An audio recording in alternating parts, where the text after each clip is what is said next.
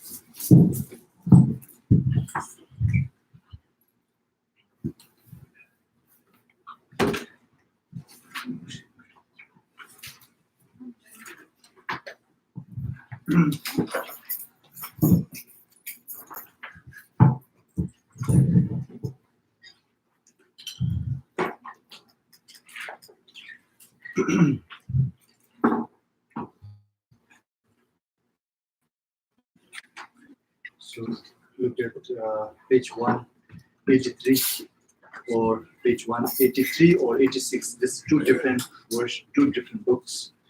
Either you can see the short mandala offering, 183 or 181. Sorry, maybe 181. Another book. Did you get it? Short mandala offering. 181, 181, 181, and another book 183. So before that, we'll do the short 7 branches offering. Chanzal Wadon Chijin Shabadan Jizuye Ram Kujin Sachun Zeki Sabadan Chanju Chimo Saji Beju Jushin Medotam Ranani Chini Jambadi Sanjay Shikomi Yogananda Shila Chabrashotam Guru Ratnam Nada Buzarnika Samudra Sabarana Samaya Sanjay Samba Kandoe Cheta Cheta Chijun de Monte Pai Chiji Koro Kondu So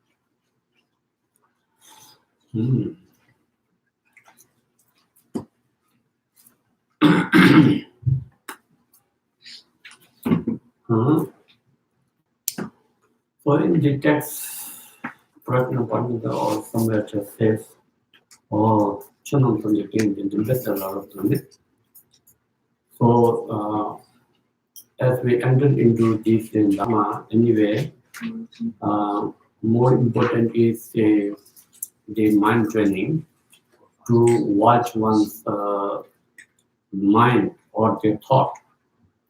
So wherever we have our intention based on kind of virtue or non-virtue or neutral.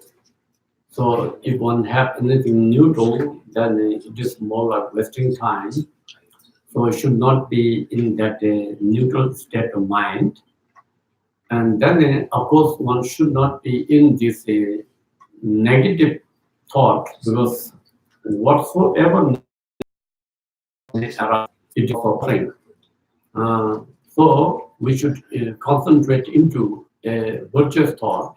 That virtuous thought, of course, there are so many, but out of which most important and the most effective and the most powerful, and something that which is everything condensed in, is known as the bodhichitta.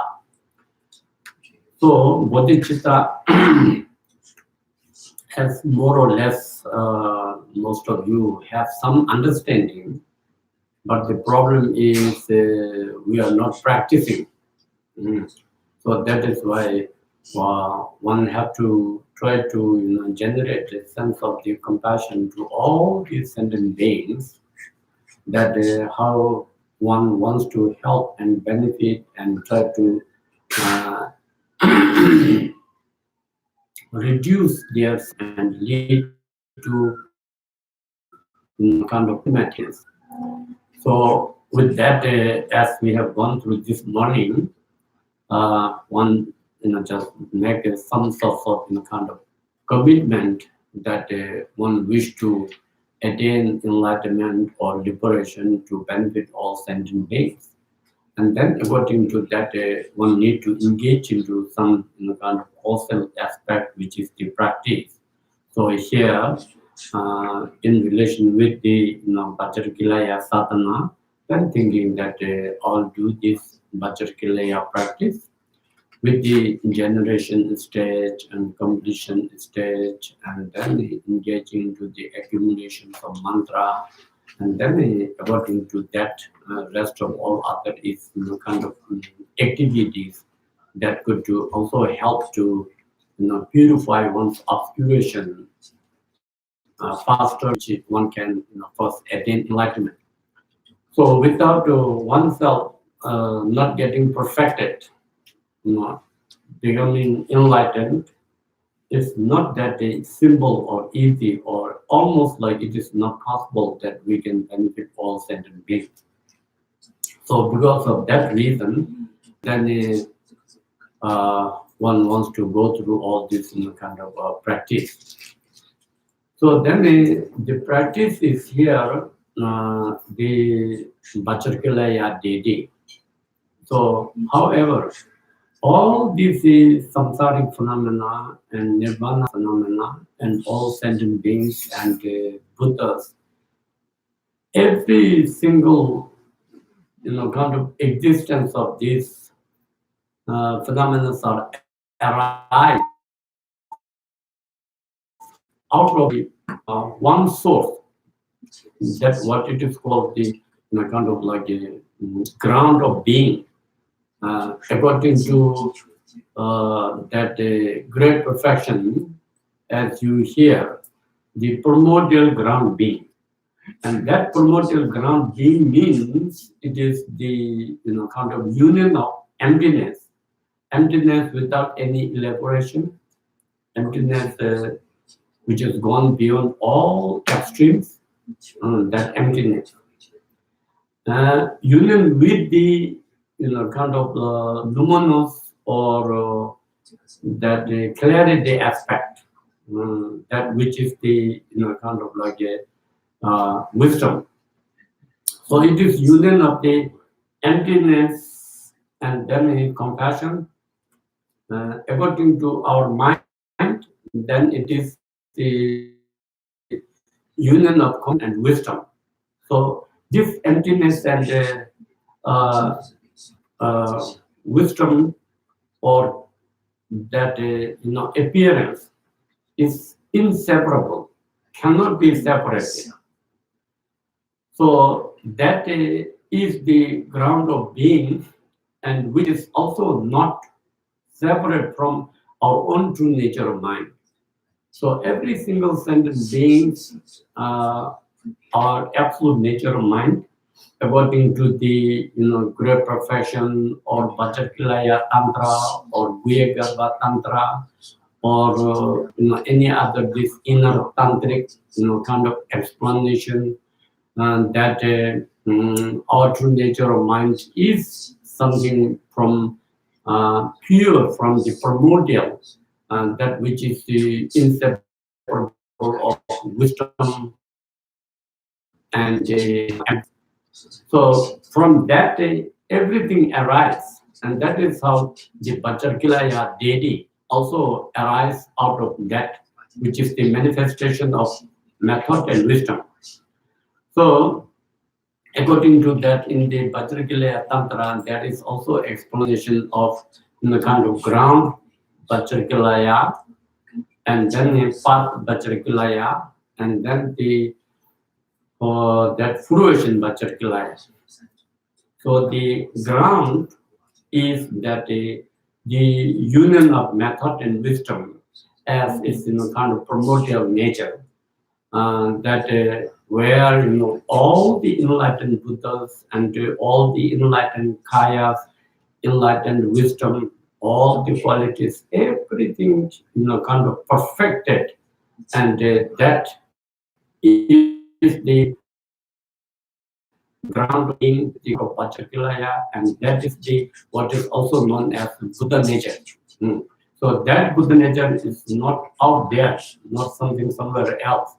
It is talking about one's own absolute nature of mind. And then the path, the path of Vajrakilaya, that the path Vajrakilaya is the kind of where there are anyway four natures that basically path Vajrakilaya is whatever it has been manifested from the primordial ground in form of the kind of deity. Since, as I mentioned this morning, the deities, they don't have any specific self-characterized as specific shape or color or form or substance or characteristic. Whether it is peaceful deity or wrathful deity, it is not kind of truly existing or inherently existing a specific shape, color, form. But all these appearance of peaceful and wrathful deities are just kind of like manifested from that ground of being, from that primordial nature.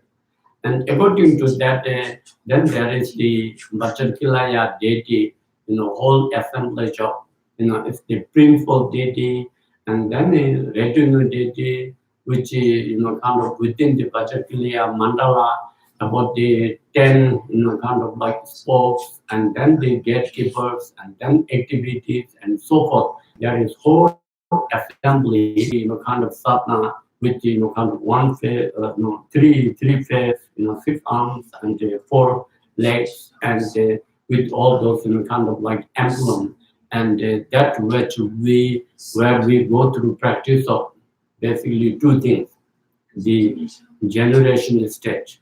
So generation stage means, according to the inner tantra, we could generate ourselves in form of the deity. We could visualize ourselves in form of the deity, as we have gone through, kind of this morning during the embodiment, because that the pure appearance of the deity, as we kind of visualize and then concentrate and then we engage into the practice, over and over. Then at one time, this our ordinary physical body, speech, mind, kind of like it purifies, and then we could, actualize with the deities, enlightened body, speech, mind. That one could, kind of like obtain, and but still, it in one way it is kind of little bit hard, but if oneself is dedicated to engage into this practice, then it is not too hard. But only thing is need the continuation of the kind of practice. And then whatsoever we appear in form of the particular deity, still that nature is also one must have to understand, or one must have to know it is also kind of emptiness in nature. So because of that, then we visualize the deity, and then at the end we have what is called dissolution. Everything, kind of deity mandala, everything dissolved into emptiness, and then kind of sitting there, in meditation. So that is the just a path, Vajrakilaya, which is also categorized into like kind of four. This the Purva or Vajrakilaya. So that the Rangshim Yeshigi Purva. So which means that talking about the ones primordial pure nature, the union of wisdom and the emptiness, or the emptiness and awareness. That is the absolute Vajrakilaya, absolute Purva. And then there is the kind of enlightened bodhichitta, bodhipurva, which is kind of like to engage into. There are visualization of channels, and then vital energy, essential drop, and you're concentrating into it.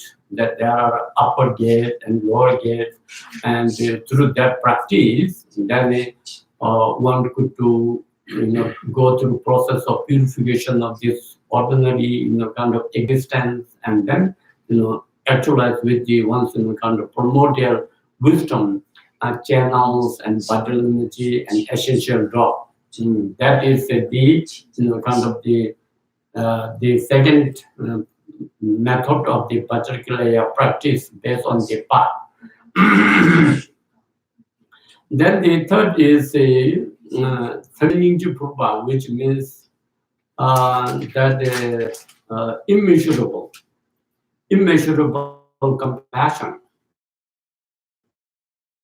Immeasurable compassion is also one of the parts of the Vajrakilaya, that where, which is actually aspect of that bodhichitta, where one concentrate and then engage into practice. So, however, Vajrakilaya deity may kind of appear very scary and wrathful, and with so many hands and emblems, but it is just arising out of the kind of immeasurable compassion, who cares for all sentient beings. So that what it is the also path on the Vajrakilaya practice. Then the fourth is the Samadhi Purva. So Samadhi means substantial, the substantial kind of kilaya, which like this morning we have gone through that, the deity form of that kilaya, or the activity or the some kind of kilaya, that is where we go through kind of like a engage in the practice in a symbolic way of the principal deity, and then activity deity, and that which help to kind of perform all sorts of the four activities, and those are the what is called path, kind of Vajrakilaya. And the fruition is anytime when oneself have enough accumulations of merit and enough accumulations of wisdom, and through that one have enough purification of the obscurations, the afflictive emotional obscuration, and then the cognitive obscuration. And when these are got to kind of purified, and then is one of this ultimate stage, which is the kind of Dharmakaya and Rupakaya. So Dharmakaya means that emptiness, emptiness, unelaborated emptiness. That which is the same thing as explained earlier, within the ground of being, the emptiness nature. So that emptiness nature is only one example we have in the relative world is like the space. The space, it is just kind of like a infinite, doesn't have centers or borders or ends or beginning. It is the uncompounded, the space, outer space. Same like that, the emptiness is also in that way, where there is no any center, there is no any body, there is no any specific structure or characteristics and shape and color, because that emptiness is without any elaboration, cannot be elaborated with any words, even cannot conceive with our mind. For example, this space, when you try to conceive with your mind, how much you can think of the space in your mind, how much you can imagine. One cannot really truly grasp that how that space it is. Similar like that, kind of emptiness. Then that emptiness, the Dharmakaya, which always, inseparable with the, is, kind of like appearance, which is the pure, which is called in Sanskrit, Rupakaya, means, kind of form. The form means, kind of deity's body. So deity's body means, like Sambhokaya or, Nirmanakaya. So Sambhokaya deities are all with those, crowns and earrings, and then kind of like necklaces and arm and hand bangles, and then very beautiful clothing for the peaceful deity. But like Vajrakilaya is all with the kind of skeleton, crowns, and then skeletons, kind of ornaments, and then snake ornaments, and those are kind of like which is also a Sambhokaya, but it is still in a restful aspect that how that deity appeared. And from that Sambhokaya then manifest almost like human form, that what it is called the Nirmanakaya, such as like Gurupama Sambhava, Shakyamuni Buddha, Dakinisha Soja, all those are kind of Nirmanakaya form, where that we could have that kind of like a access. So that is the kind of like a fruition. So according to that, this kind of like a practice.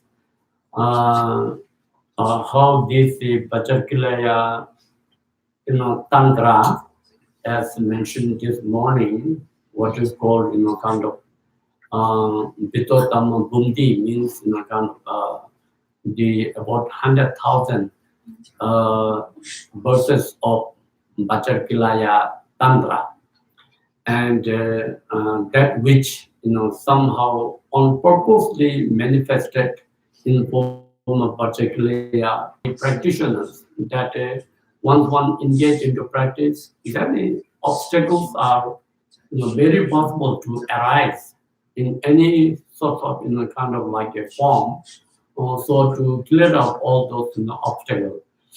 For example, like the Guru Padma Sambhava, when he is invited to Tibet, then he traveled through kind of like in Nepal, and when he got to Nepal, then they end up with a drought, and they have so much problem, no rain for a while, and then to clear out that, Guru Padma Sambhava asked 2 or 3 of his kind of disciples to go to Nalanda and bring the Vajrakilaya Tantra text. And the moment those kind of like text in that kind of volume went and entered into the Nepal, instantly, instantly that started having kind of rain, because there are certain kind of spirits or negative forces, including some of the kind of like nagas, that when there are some powerful kind of beings come, then they want to create obstacles, and because of that, kind of it end up dropped. And when the particular text, kind of arrived, then immediately, there happen, kind of rain, and all those kind of like problems are kind of solved. Uh, so then in this particular is within the kind of like inner tantra, there is Mayoga Tantra, Anayoga Tantra, and Ati Yoga Tantra. So this is based on Mahayoga Tantra. And within this Mahayoga kind of Tantra, there is two categories, Jiti and Tuti, which means Tantra, and then the application or practical, or the sadhana kind of tantra. So today there are about 18 Mahayoga tantras, that which is also kind of like a manifestation of the enlightened being, the body, speech, mind, quality, and activity. So that enlightened body, speech, mind, quality, and activity 5. And these that five of those, which also categorize with the kind of like the in three, body, speech, mind. So such as like a body tantra, speech tantra, and kind of mind tantra, and then the quality tantra, and then activity tantra. And then body has body tantra, body speech tantra, body mind tantra, body quality tantra, and body activity tantra. So similar like that is this what's the speech. Speech also speech body tantra, speech tantra, speech kind of like mind tantra. So in this way, actually 5 kind of that multiplied by 3, body, speech, mind. 3 multiply with the body, speech, mind, quality, and activity, that which become kind of like a 15. And upon that, the origin is enlightened body, speech, mind, add on, then become 18. So the Vajrakilaya is activity of within the mind, body, activity, body, yeah, mind, uh, uh, mind activity, and mind speech, and mind, kind of the body. So 3. Out of that, Vajrakilaya is the mind activity. Purvatile, kind of Vajrakilaya is the activity deity. And that is how there are kind of like those 18 tantras. So in a very kind of condensed way. That is the today, which is the kind of sadhana, or kind of actual practice. Then there is what is called Tudikaye, 8 Heruka deity kind of like practices. So all those kind of this teaching tantras were long time back. It has been kind of collected, and in India there is a place called kind of northern part, where there is a stupa called Chetan Techetikpa, and there then Dakini kind of like a Legu Umu, who was the kind of like a treasurer holder of all those teachings. So everything that they piled into that 8 Heruka, and then Gopama Sambhava, kind of kept into hidden treasure within that the stupa, Techeteba, even though there are many more, kind of details, how this, kind of this teaching came is the, kind of rakshas that who on a gold paper and written down by lapis lazuli ink and written down and so forth. They, kind of in that way how they treasure and then they get hidden into treasure and then later it has been kind of revealed out by these eight great Lobins like Guru Brahma Sambhava, Nagarjuna, Dana Samrita, Bimala Mitra, and so forth. There are eight great masters. And then that they are in this, where it's some kind of box, kind of casket. There are, certain box inside where there are, kind of individual eight heruka, kind of the whole complete practice, out of which there is a turquoise, which that there is the, kind of like a Vajrakilaya, that the activity, kind of like a sadhana and the Tantra.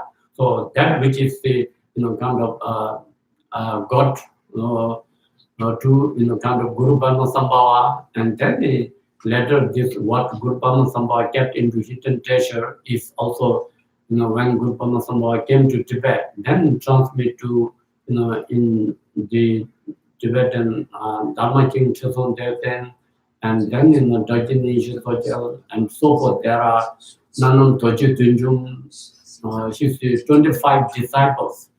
And according to that, this Vajrakilaya is, as we have gone through this morning, it is the, Dagini Hotel's kind of like heart essence practice, like the main practice.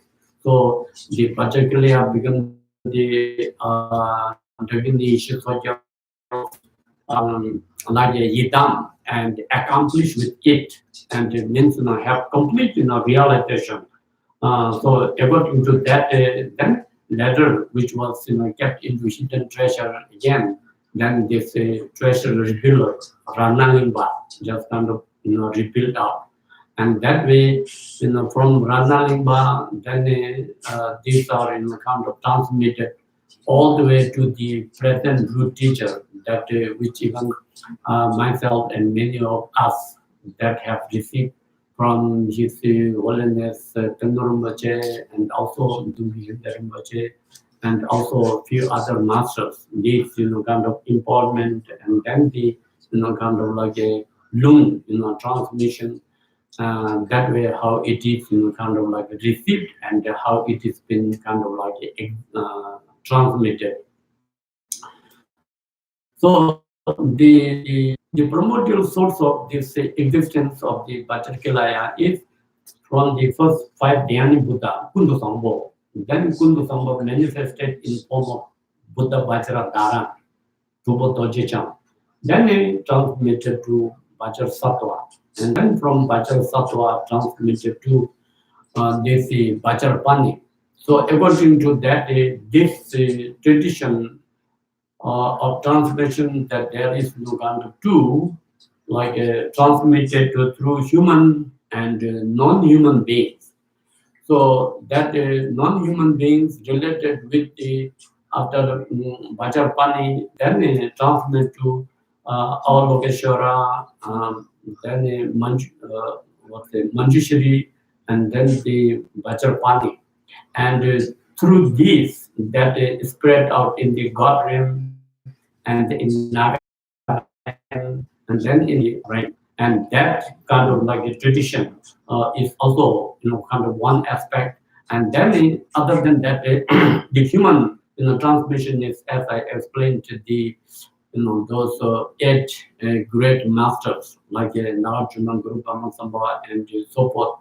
And that way, how this all came into exist. Then here, now the of course, this whole text have lots of, information.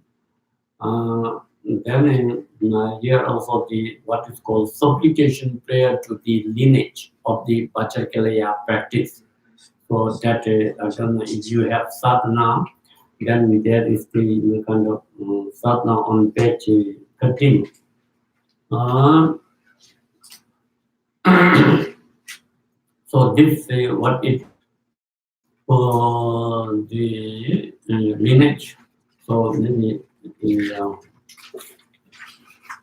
uh, part of the transmission and then a little bit of explanation which will go together. So in beginning there is seven prayer. In the generation of the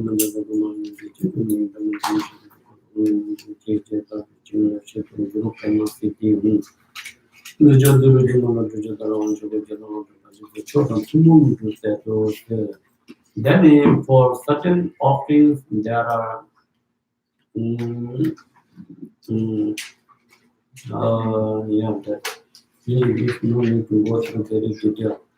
Then children deliver the Sanjay the pretty in the Java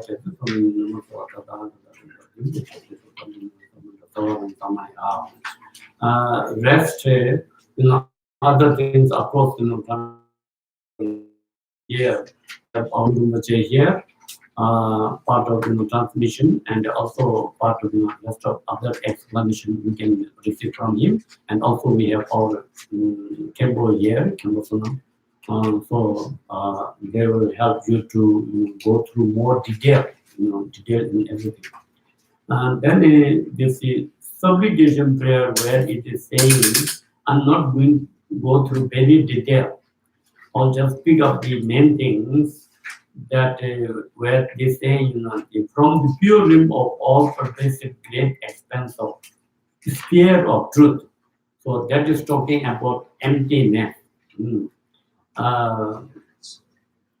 Emptiness is very vast, unfathomable, uncompounded, but at the same time, the emptiness is pervasive. How the space is pervasive within this universe. Same like that, emptiness is pervasive within this kind of universe. And the emptiness is even pervasive in these matters. That where kind of where the scientists also, maybe quantum physics or so forth, also say that even these objects which seems like very solid, but if you go, kind of like a deeper into it, in the sense, for example, if you hold a microscope, then you can see it's in a kind of tiny, tiny, tiny aspect, of that where even there is a space. Same like the computer graphic, in the computer you go, magnetize, just kind of magnetize more and more, then you see still there is empty space. Similar like that, the emptiness is pervasive into all this phenomena. So this table is also emptiness, pervasive in our body. So that is why our body is also emptiness, and pervasive with the external, kind of everything, in their nature is emptiness. Not even that five aggregates, like form, feeling, perception, formation, and consciousness or mind. Also, kind of like emptiness. And just form, sound, smell, taste, texture. Those are all, emptiness in nature.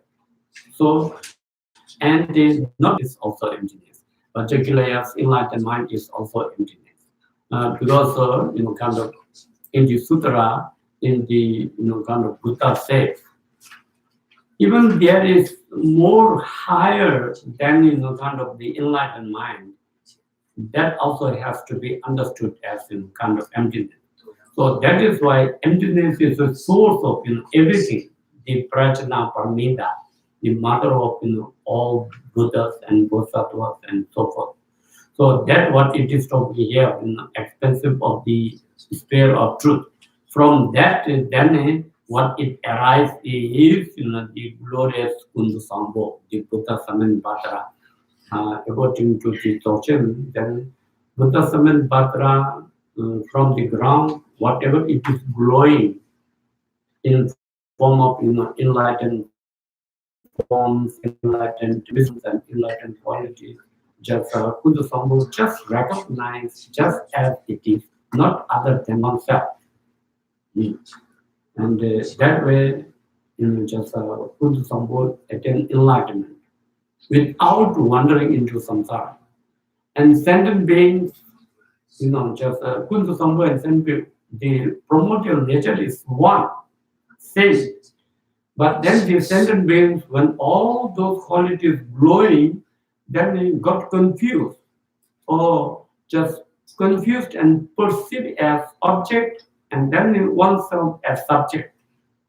And thinking that, oh, this arises from me or I arise from this. A tiny bit of confusion that which end up into kind of dualistic mind, dualistic object and subject. And then that way there are three kinds, three kinds of ignorance, very, very subtle, deep ignorance arise. And then through that arise the question of fundamental consciousness. And from that it arises this, additional consciousness, and then from that mind, and then five sense, and then this whole kind of samsaric kind of phenomenon that exists till now. So that is difference between the Kundu Sambo and sentient being in the very beginning. So Kundu Sambo, so that which one could have the original pure Dharmakaya, kind of receiving blessing. So in this way, also the for the good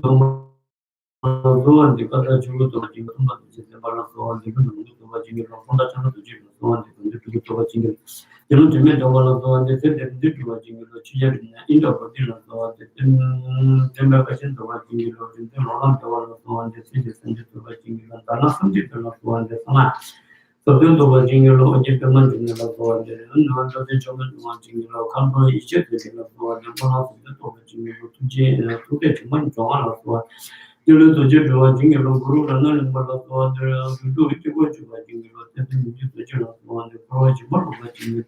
The Abila foundation, the New Woman joining you know, the general one, and watching you. Can you remember the one and the Towa George?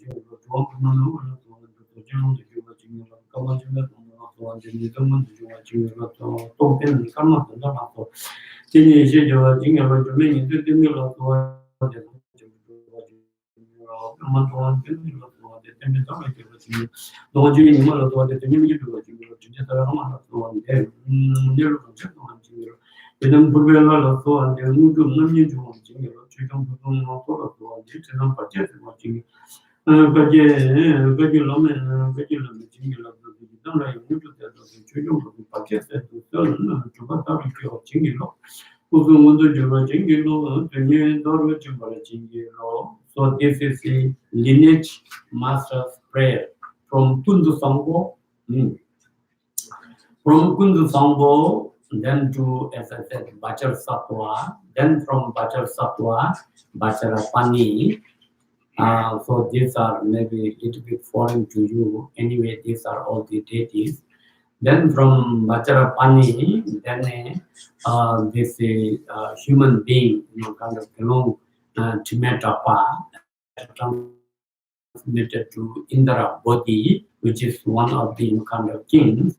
And then from that, it transmitted to Roland Deva, all these are great masters. Then from Roland Deva transmitted to that Dharma Samjita, then transmitted to Guru Pema Sambhava. So maybe Guru Pema Sambhava is a little bit familiar to you. Then from Guru Pema Sambhava, as I mentioned earlier, transmitted to Dagesha. Then in Tibet, that Guru Kama was, kind of heart sons, and then he's the, the king, and then the rest of all the, kind of retinue. And then from that, the Guru Ratnalimbha, the Captain Ratnalimbha, who repeat out this whole cycle of, kind of practice. Then from Ratnalimbha transmitted to, now it is falling to what is known as our pale lineage. So from otherwise there are other lineages. This is Ratnalimbha falling. So this according to the pale lineage. Then from Ratnalimbha transmitted to Minju, and from the treasurer reveal of Minju. From treasurer to Minju, then his teacher and also his disciple, kind of karma chame that received. Then from karma chame, the Golden Sharap, then Pema Hindu Japu, then Dua Pema. That is the first His Holiness Panoramachi. Then from Dua Pema Kama Chuga Sambo, that is the first His Holiness Kama Pujin. Then a few continuous incarnations of that. Then a karma Tandam. And then from Kama Tandam to Nyeden Tindin. Then in Pema Dona Tindin. Then through that non-Chigi Nima. Then to Tinjintara Lama. So that is the Tujin Chegindao, which is the our late Holiness also teacher. And then from that Tinjintara Lama is our kind of present good teacher, His Holiness Panoramachi. Till to that whole lineage. So this the whole complete Tantra and sadhana and empowerment and instruction, including the experience that of the realization of these teaching that been kind of transmitted, and that way become this kind of lineage holder. And from that day we have kind of received.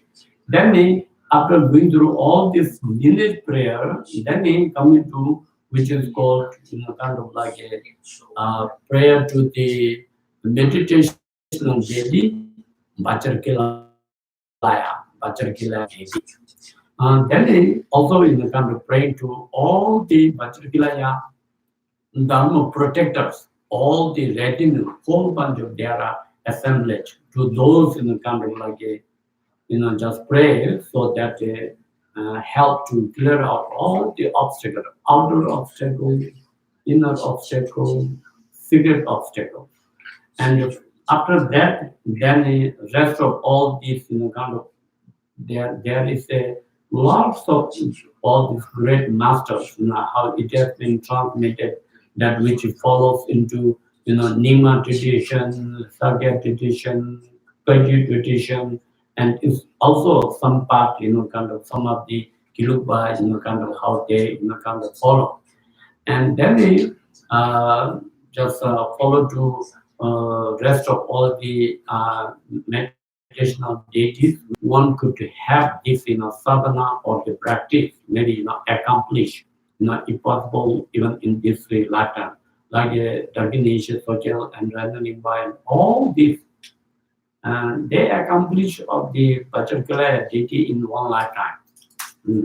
So that depending upon how much one can engage in the practice. Then after that there is the kind of refuge. These lineage prayers are actually very, very good. When you do your practice and then you kind of practice is not really kind of moving forward, or you have kind of like a obstacle, thinking, oh, I don't know if the practice may work or not, and then you have to do, or then you feel lazy, and then kind of abandon for a few days, and then later you want to kind of engage like that. Just the inner, the conceptually creating obstacles.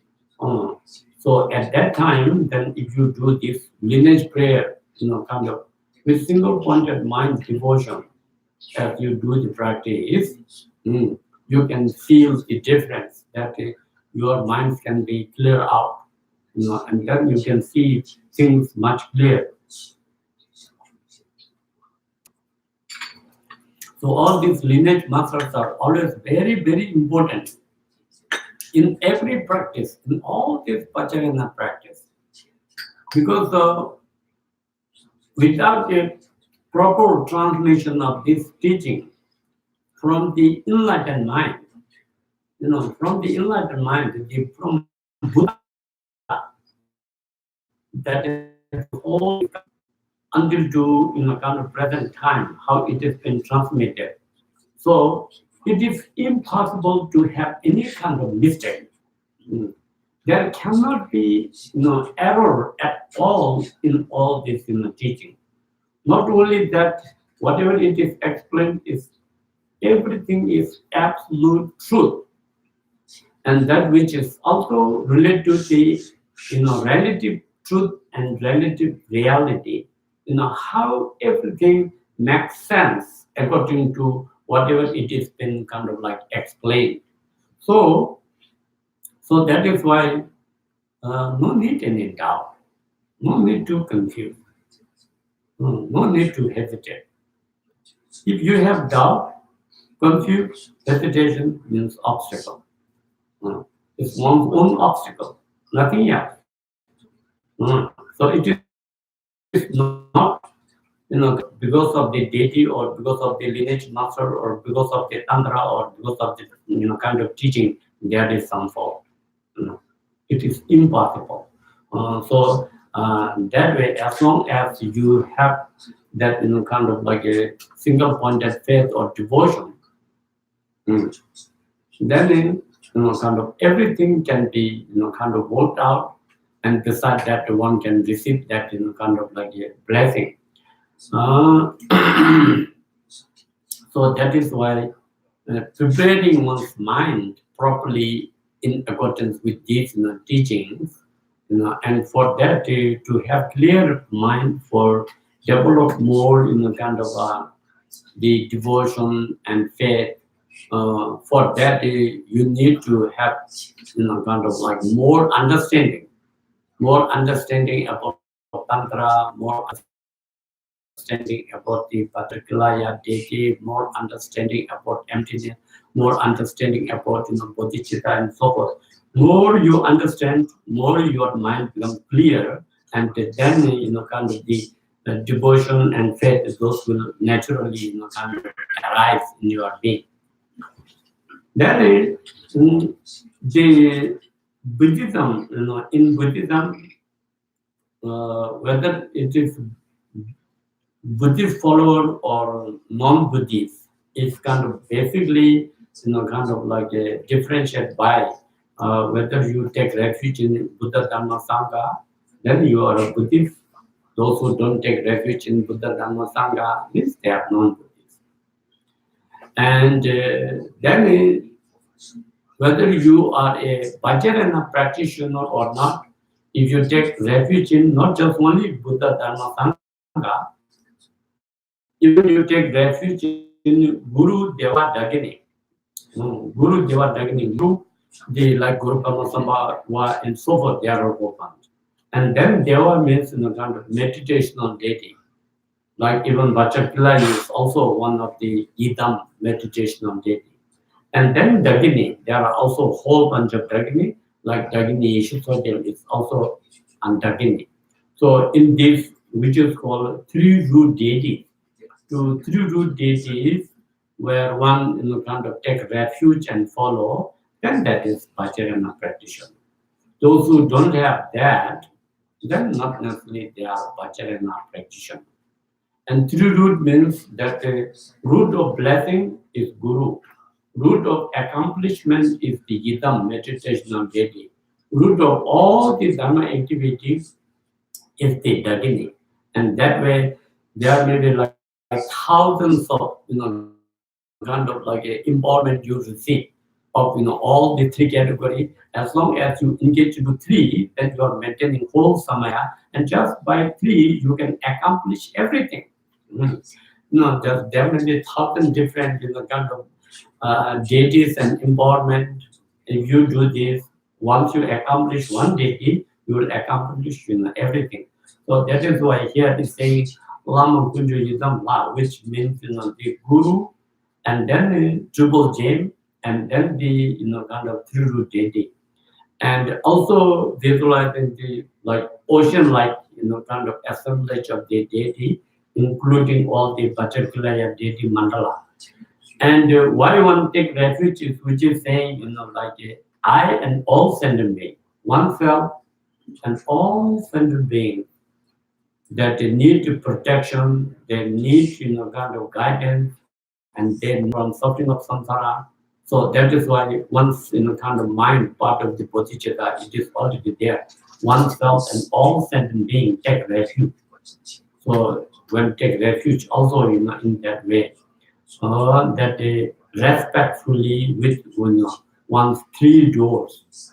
So we have all sorts of karma, all sorts of activity, all sorts of things we do with our three doors, body, speech, mind.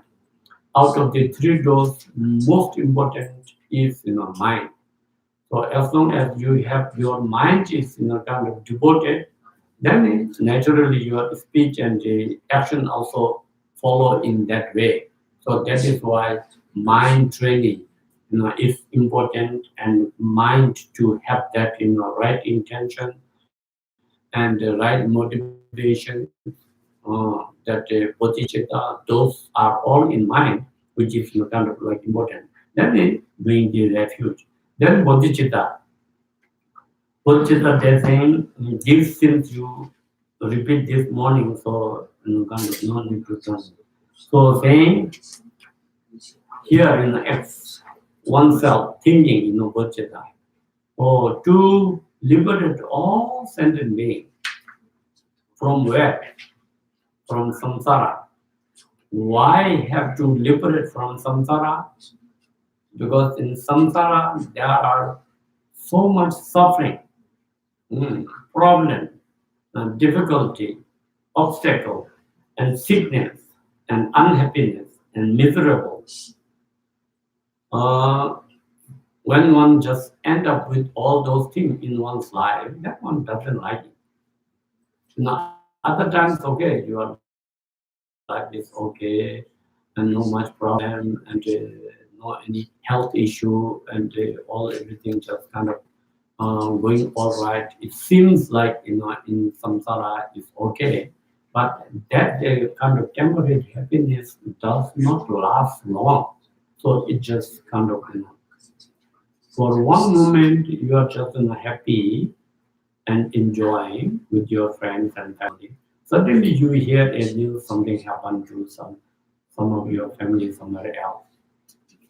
Like that, kind of instantly that happiness just kind of transform into some sorts of kind of like a suffering. So that is why fault of samsara, when you go through the window practices to contemplate what is the fault of samsara is suffering. So that is why one wants to kind of liberate all this and bring from the suffering of samsara. Then where you want to lead is in the mandala of enlightened activity as Vajrakilaya. I engage into the activity of the Vajrakilaya, manifest in form of Vajrakilaya, and then in getting purified all the obscuration, everything through that, one wants to lead them to the kind of Vajrakilaya deity, kind of mandala.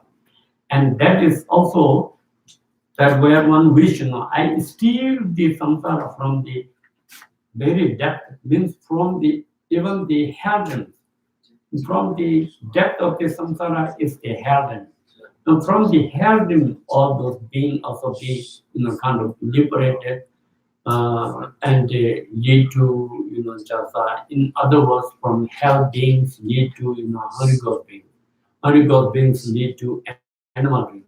Animals lead to human beings. Human beings kind of lead into the actual dharma path, and then from dharma path lead to kind of the bodhisattva. bodhisattva lead to realize bodhisattva, and then from that they realize to the kind of enlightenment. That way, kind of like every single sentence being step by step.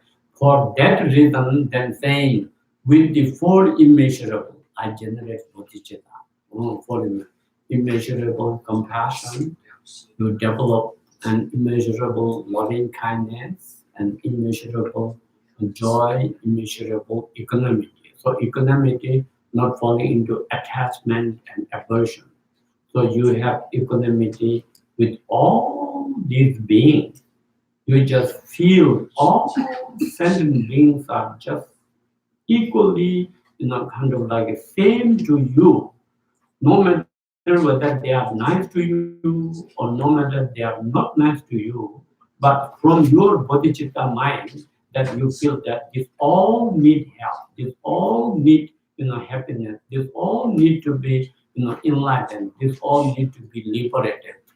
That sort of mentality, that sort of mind, that sort of, kind of like a mental attitude. One can train, Right now it is difficult. How one can be, kind of so equanimity in that way. Someone is very nice and loving and affectionate and good and care about you. Someone is very mean and always cause you problem and kind of just does all sorts of kind of negative things and and then cause all this suffering. So the samsaric mind is like that. Here you like it and here you hate it. That is attachment and aversion. As long as one's mind is dwelling with this kind of dualistic mind, attachment, aversion, love and hate and so forth, and you are never ever going to experience ultimate happiness. Never ever. Then how long you want to go through the cycle of birth and death and birth and death and birth and death in samsara. And how long you want to just suffer through that. If we really think about, kind of study all about this, we have already born in this world, and took all sorts of forms, that, animal forms, Holy Ghost being forms, God brain forms, human forms, and demigod forms. That in the sutra, the enlightened Buddha can see everything beginning and to the end. So that way can see that one single sentence being how many different lives one have taken. And so that way we have already born in this world, just count a lifetime, but always doing this, kind of attachment and aversion, love and hate and so forth, this dualistic mind. And then every day, how we try to do these things, and then one day die. Then again, just based on the karma, we born again. Then again, just you think it is like your new life. And then if you born as a human and somewhere, kind of like involved into dharma and somewhere good life is okay. But however, if you born in animal realm, we see all these animals, so many of animals are just kind of like just there. It explains in the preliminary practice mantra, how it explains, and all those explanations are true, and it is happening in their real life. And so, as a human being, we are in suffering of birth, suffering of sickness. When we get any kind of sickness, and then when we catch up with all sorts of especially in the modern world, so many different kinds of cancer. And when you get that sick, how much you are scared, how much you are frightened, how much you worry, and how much you look for kind of solution, medication, treatment. And when you work so hard at that time, sometimes doctor also say, sorry, now there is nothing, no medication and nothing done. So then how much one feel, all those kind of suffering, fear. So before that happens, there is the opportunity that where one can, engage into this practice. You could become, kind of realize and enlightened that you even never ever have to go through cycle of birth and death. You can be liberated, completely liberated, and where you have, kind of happiness for you can achieve that ultimate happiness forever and ever and ever, which is very, very possible. Like in the past, how many of these, all these great practitioners that they have achieved all those, kind of like a freedom, liberation, enlightenment, that which kind of achieve. So that is why it is nothing more. It's our mind. Not to involve so much with the afflictive emotion. Instead, try to practice on this four immeasurable. It's kind of mind training. When you think of compassion, over and over, and remind and meditate and think of compassion to everybody, and then slowly, slowly, your whole mind stream does not give rise to any of those afflictive emotions, and naturally it transforms into just compassion, and it will just transform into loving kindness. We can see some people are always very kind, no matter what you do, very kind. Some are just so negative. How much you do nice, they still don't like you and they hate you and they still become very stubborn. So it is the mind where we need to work to a more kind of positive mind. Then especially here one that we think, if one does not have bodhichitta, this the compassion method aspect, then even you generate like Vajrakilaya. Even though the image and the visualization, color and shape and the appearance is Vajrakilaya, but if you don't have that wisdom and the compassion, then that which appears like a Vajrakilaya is a holy, kind of God. And that which also maybe become a, kind of like a very negative, kind of like a spirit. There are also many, kind of story. Some they do like, kind of even in Tibet, some, do Vajrakilaya practice and chant this mantra, billions and billions, but never know how to practice about the, emptiness nature to gain that wisdom, and never been generated this, bodhichitta, the compassion, and just only kind of doing that practice. At the end, kind of with the tragedy, kind of death happened. Then one did that, kind of wrong aspiration prayer, wrong aspiration, and dedicate in that way. Then become a very, very powerful ghost, very powerful ghost. No any, kind of like a easy way to subdue such kind of, kind of like a demonic forces. So that is why it is important. Even there, Tibet, someone happened to that, and then many, great masters they try to subdue, to that, kind of spirit and do what is called jinsik, fire, putting into the fire, and that the fire, try to put into that. One can, kind of subjugate that, bring that consciousness here, and then in the spoon and put this way, it jumps here. And when do this, then again flip back. And also can do all sorts of, kind of appearances. And then one master felt, oh, he felt so much compassion, so pitiful. This has achieved so much of, kind of power and so much a kind of miraculous activity. But this born as a spirit and so much compassion. And then that spirit said, yes, that is what is lacking in me. I could not just kind of like practice that way. And then because of that, he subdued, some ghost spirit, kind of very powerful ghost like that. So that is why mind training of bodhichitta is anyway very important. Then here this blessing of kind of like a bell and blessing of drums, blessing of these all the kind of like our rituals kind of things. And those are also here. We cannot go through detail. These are just these are more easier as you read and try to understand and do in that way. That much will work out.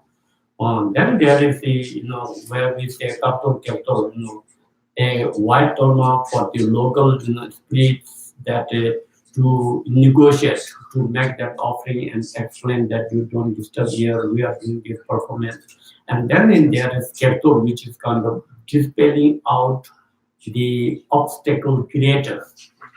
There are certain kind of negative forces.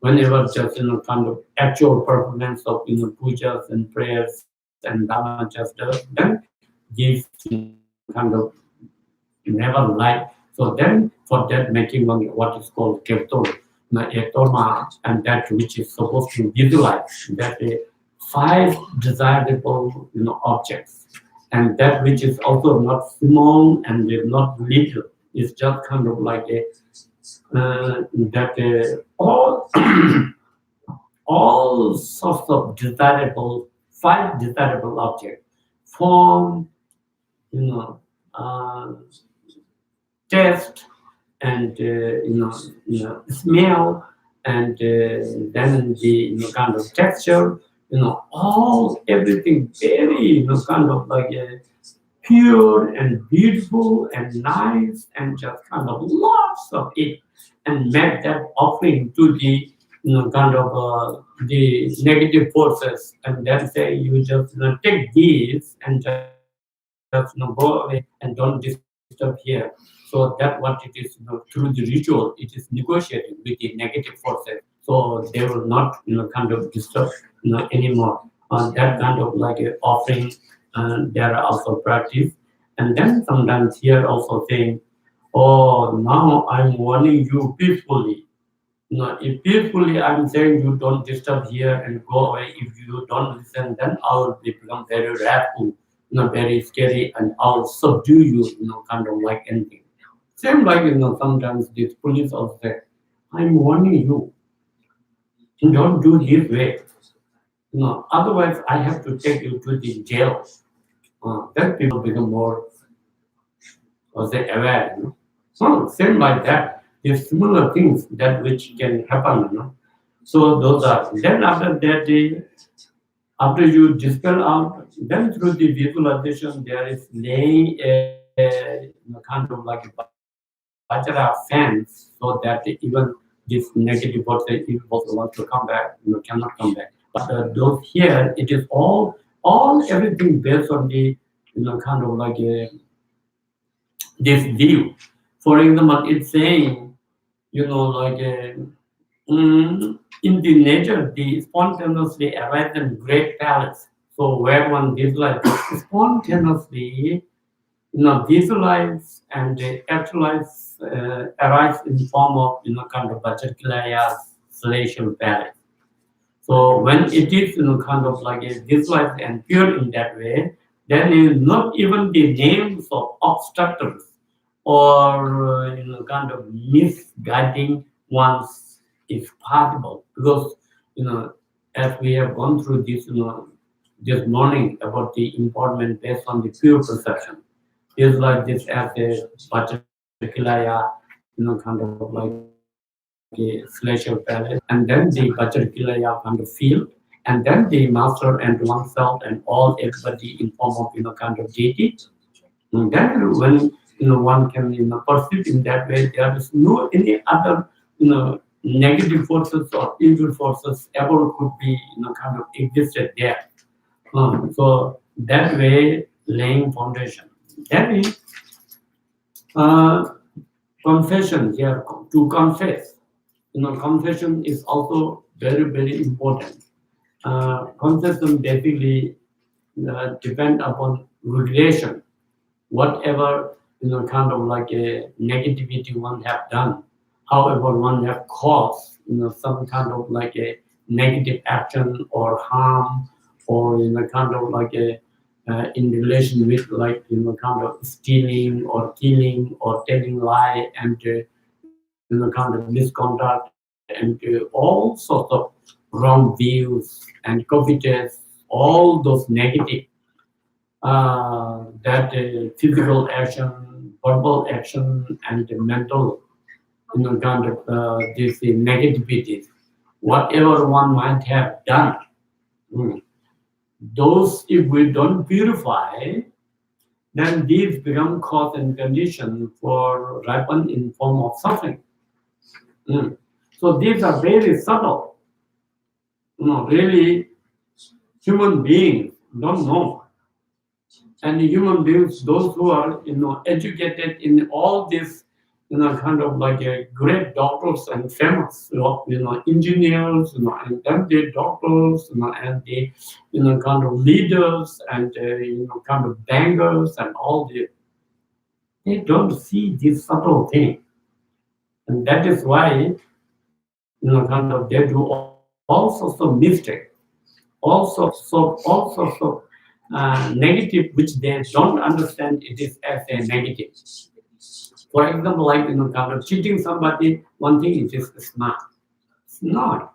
Even one moment you can cheat, but next, it is going to ripen that day, kind of result.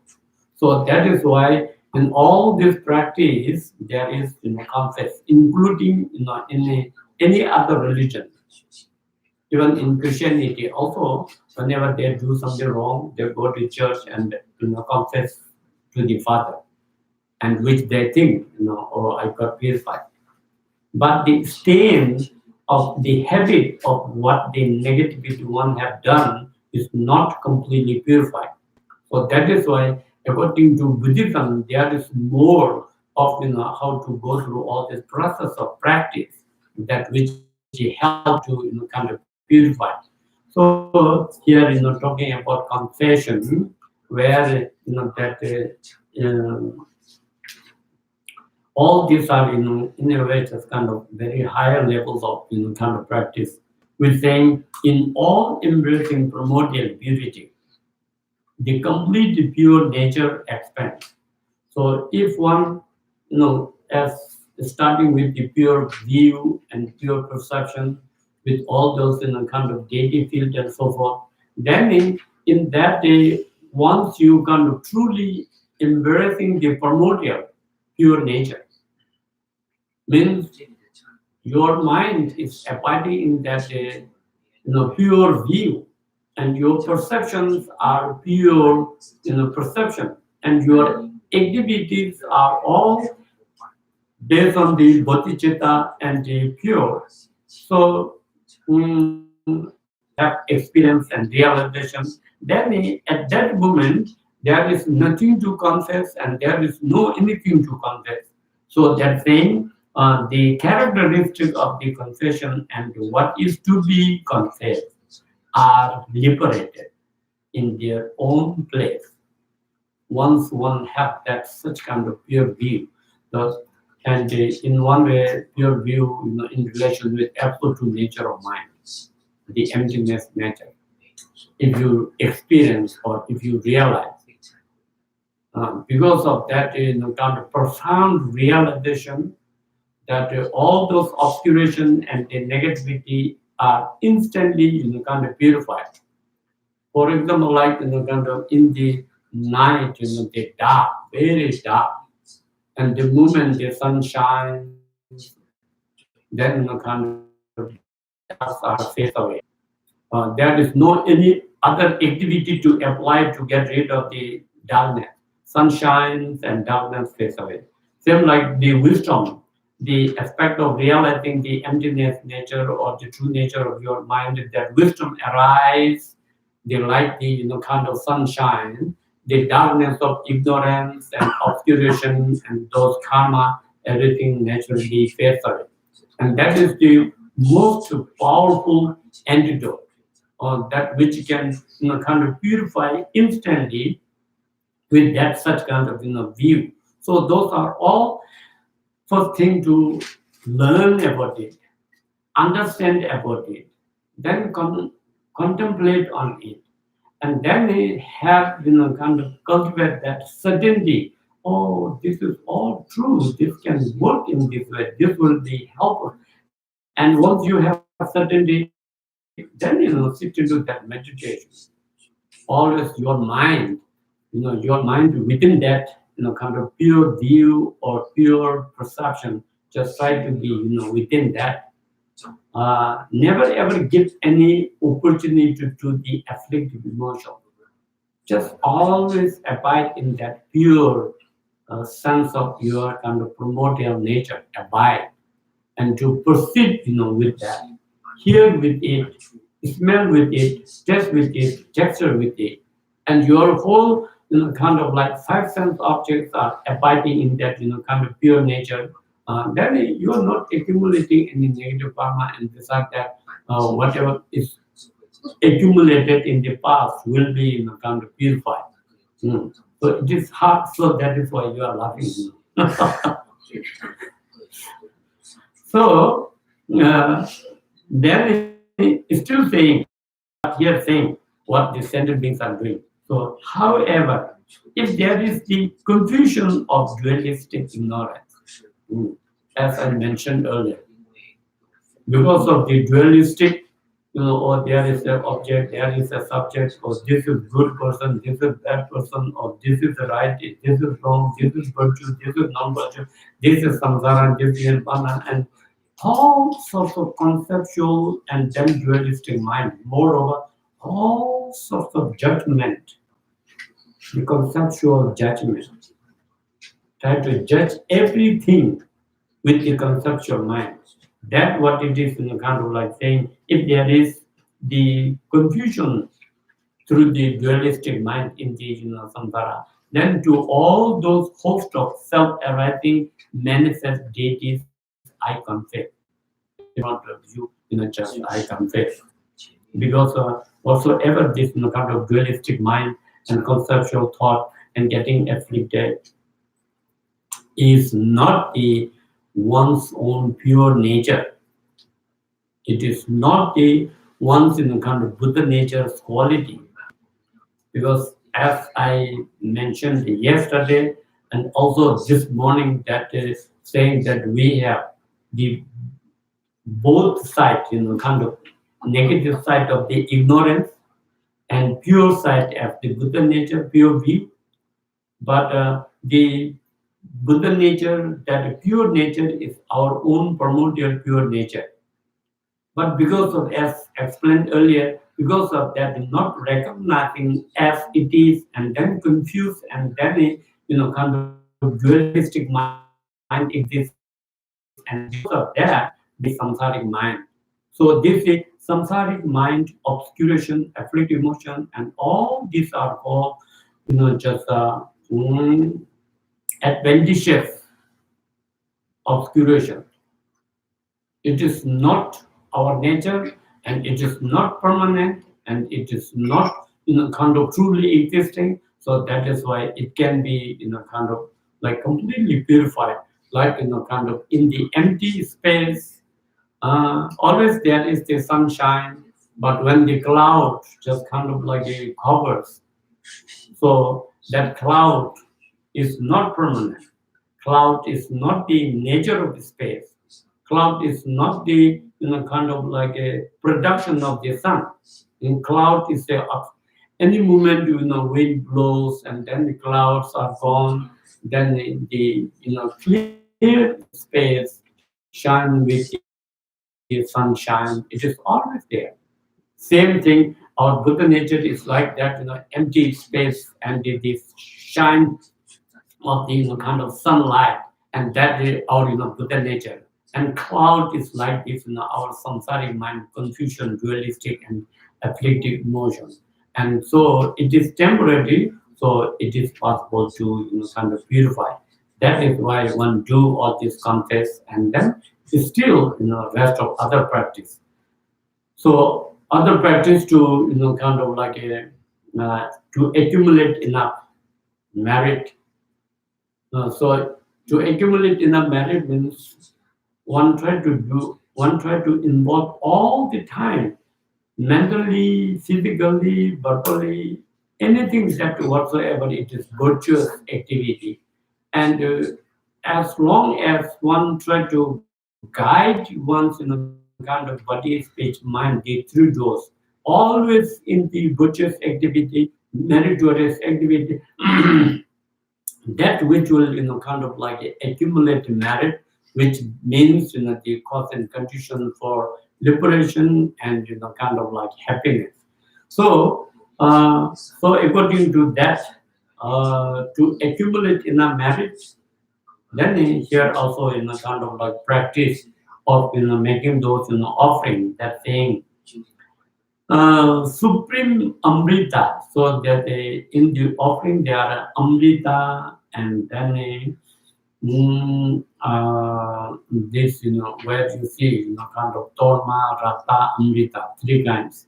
So this torma is all the eatable, kind of like phenomena, eatable foods and so forth. Everything is symbolized by that kind of like torma, which is kind of offering torma that we used to put kind of that torma is symbolizing.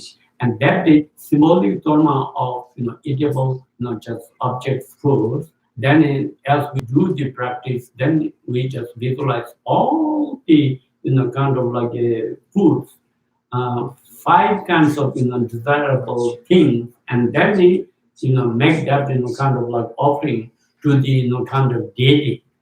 So in the Sutrayana, you have to do practically. You have to just give, and you have to kind of physically let it go, and kind of physically you have to do. But here in Vajrayana, just kind of training your mind. The only thing is you need to get a pure mind.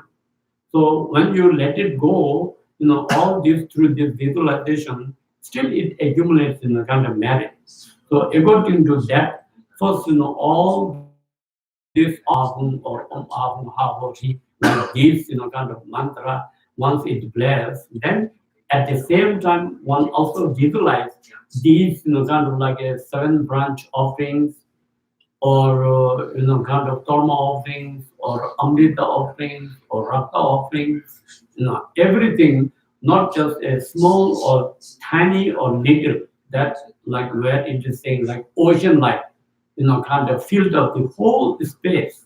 And in that way, where one, that also not a just impure substance, where kind of see all everything kind of pure substance, and clean, and nice, and fresh, and all this one visualize and make that offering, and to the kind of deity assemblage and so forth, that will also kind of help to accumulate lots of merit.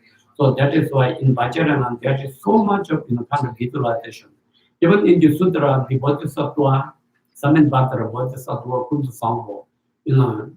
when in front of all the Buddhas, how he make all those offerings from like hundreds and thousands of offering dagini, and hundreds and thousands of offering dagini, kind of like a, just hold all these desirable object, desirable sound, music, desirable smell, desirable text, and taste and desirable texture, all those clothing and so forth.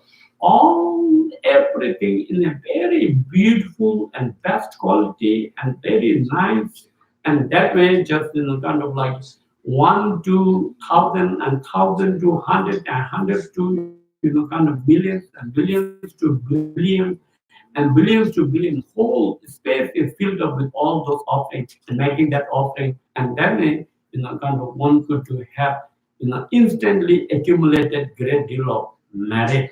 So one may think like, oh, this is all imagination. What it makes kind of real difference. But when one just truly think in that way, and making that offering, then how much one's mind become pure, that how much you want to just kind of like offer.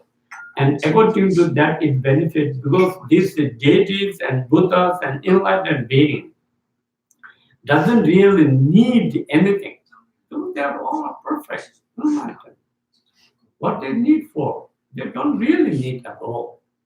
So these practices is all just meant for kind of like working with one's mind and purifying one's mind and try to let it go all this kind of attachment, grasping, clinging, because that is the cause and condition of wander in samsara and to experience all this kind of suffering.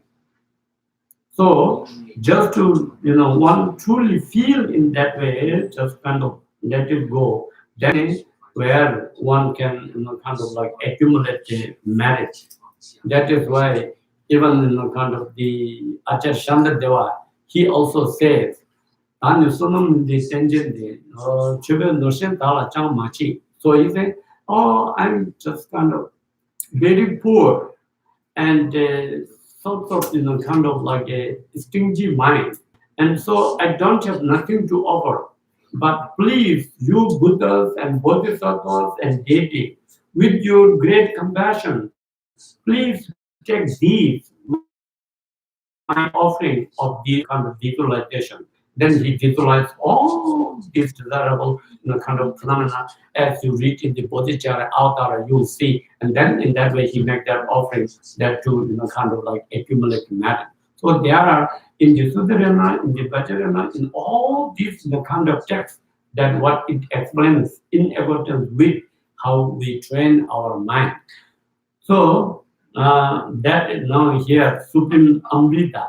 Amrita is a nectar, and then the that which is also kind of like without any other samsaric cause and condition. It is arising, perfect purity and great rata, which is meant by in generally kind of like blood, which means here that the bone and flesh, and then the kind of the the let's say blood.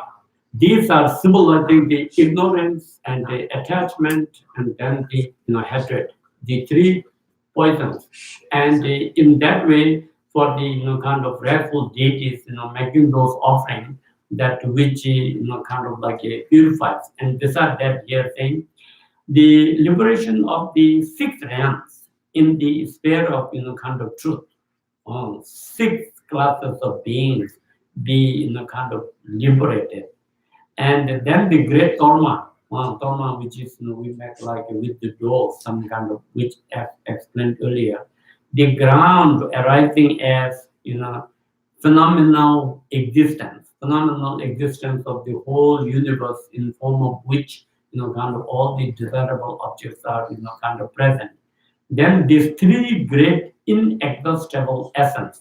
So these are not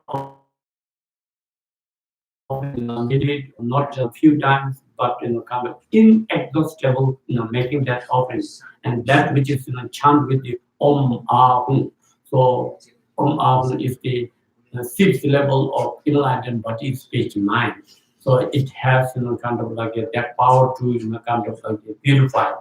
Chant that Om Ahum. That is other offerings on Danda, Pipi, Dipi, Alloke, Gende, Niriti, Shakta, that which is you see on our shrine, kind of water, flower, and incense, and then the kind of the what's the butter lamp, and then the kind of cleaning water, drinking water, and then music or sound, and the torma and so forth.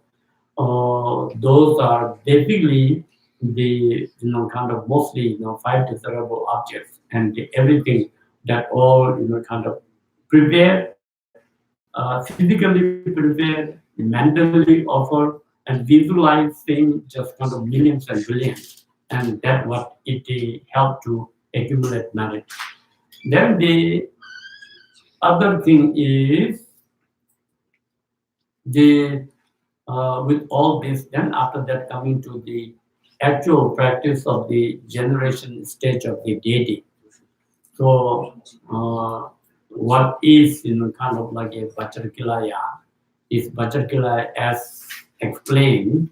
The Vajrakilaya form in generally according to the the Tantra, Purva Nyangde Do, Purva Nyangde Tantra, what the Purva Nyangde Ju, the Nirvana Vajrakilaya Tantra. In that they explain, kind of like a visualization of Vajrakilaya, kind of 1,000 hands, no, 1,000 heads and 2,000 arms, and kind of 500 legs, and with all those, kind of like, everything, the whole universe and the whole the, kind of Buddhas and Bodhisattvas, everything, kind of contains in his kind of like appearance, like that also visualization.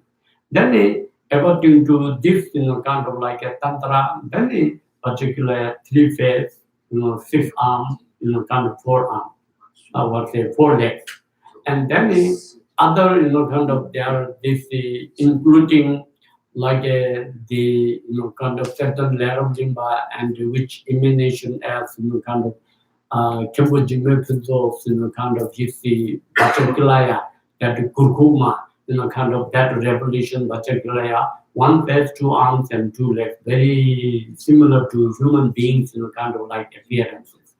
So, so there are so many different visualization because the deities, as I kind of explained before, and that is also not just I explain or not just that I'm saying, but it is what it is in the kind of tantra and how it is been transmitted, what I receive, and how far one could kind of like a just receive all those teaching and having that understanding based on that certainty and confidence. It is not like a approximately or this can happen like this and this. Kind of I'm not just kind of saying my own words or own things. If I say something and if it is not in accordance with the kind of tantra or teaching, I'm creating my own karma. I'm just kind of have to kind of experience that consequences. So it is not like that. You don't think that, oh, he's just saying, making up all this kind of things, visualization like that. So this all are coming from these, tantra, what it is, kind of like explained. So that part of that here, what I thought to explain is one example that is, during the Buddha's time. So I put that as an example. If we all have seen that, it is a very nice example. But I don't know you guys are there at that Buddha's time or not. I also don't know myself. I'm at that time there also not. Otherwise, what it happened is, kind of like a Buddha, and then this Buddha's disciple, Mangaputra. And Mangaputra is, one of the most expert in miraculous activity. All sorts of miraculous activity he could perform.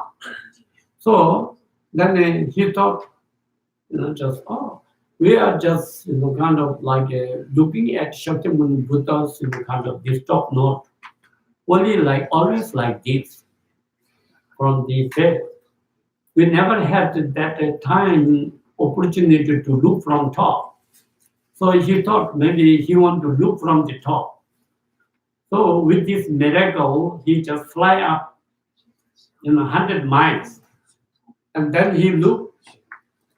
Buddha's kind of body and everything is like that. Still you can see like this.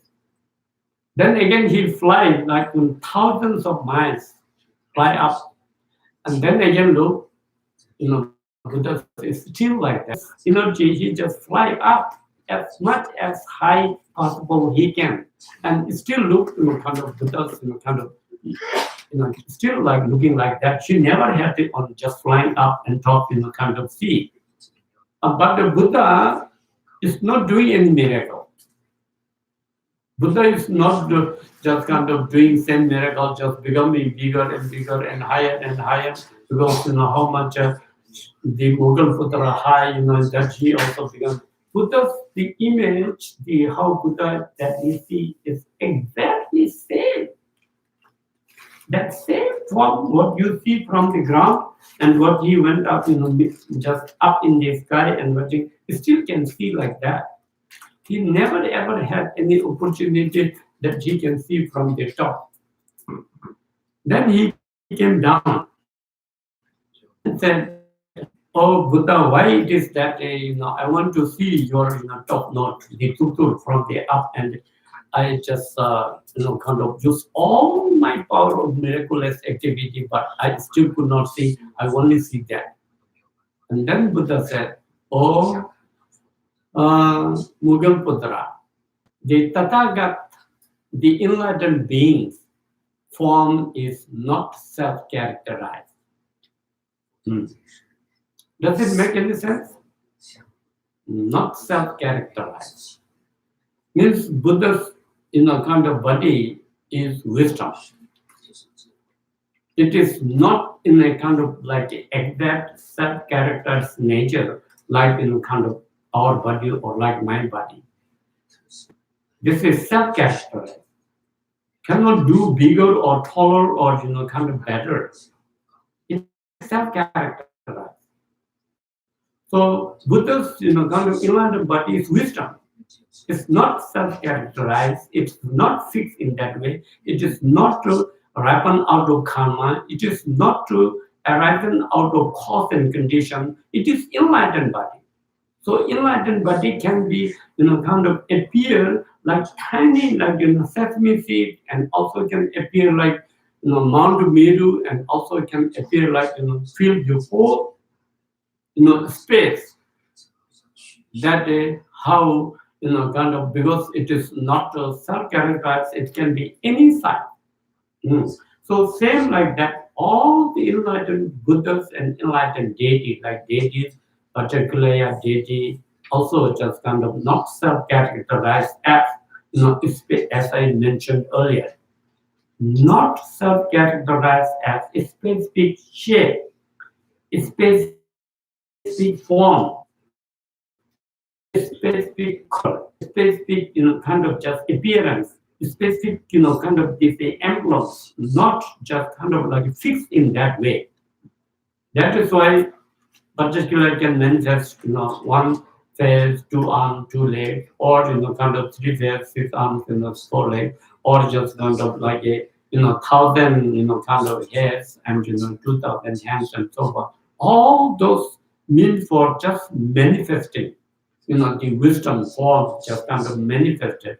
And that way we have to, kind of understand one thing. Besides that, our body, even though according to its, kind of absolute nature, it is emptiness. But we haven't realized the emptiness nature of this body. That is why it is very substantial. If you squeeze, you feel pain. Even when they do surgery, you have pain. Because there is the consciousness and the sentient being's mind, kind of feeling the attachment, or this is my body. And then there is the, kind of the all conceptual mind that they dealing with it, dealing with, just the ego and so forth. So that is why, kind of this is, kind of like a just as it is in the, kind of samsara, through which one have not realized its emptiness nature. So all the realized bodhisattvas and all the Buddhas and deities, they are enlightened. They have the realization of emptiness. So that is why, for example, like in Nagarjuna, when Nagarjuna is been asked by one devil's kind of like a manifested kind of prince and asked his head,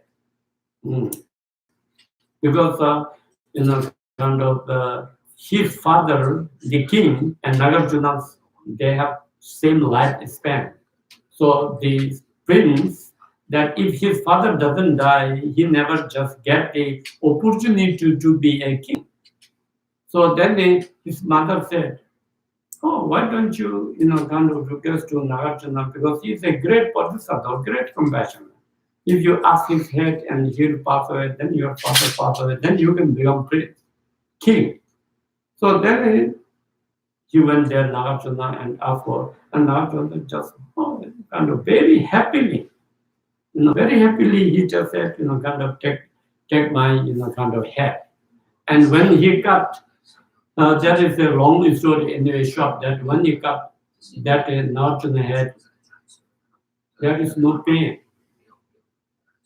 There is no any pain. There is no feeling of that. There is no something. It is because one have realized his body as emptiness, as illusion. So that is the difference, whether you have the realization of emptiness or not. In case if you, I used to say that, in case if you feel like you did meditation, emptiness, and you think, oh, maybe I have realization of emptiness. So you don't have to ask anybody, just to examine yourself, just to put your finger in the fire. If it is burning, no realization of emptiness. If your finger doesn't burn, means you have realization of emptiness. Very simple. Just to check that, So don't assume that one has some understanding and then think I have realization of emptiness. You have to check your finger, put it into the fire, then you can see. Then you experience this self-character karmic body that which has pain. So Buddha, Deity, they don't have that sort of kind of like appearance and sort of pain and so forth.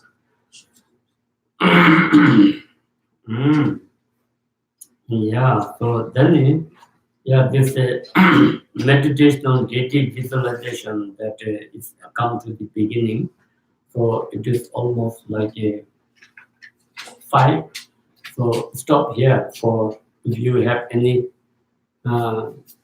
questions, any irritating questions, or contradicting, kind of like a question, or refuting, to refute the whole philosophy.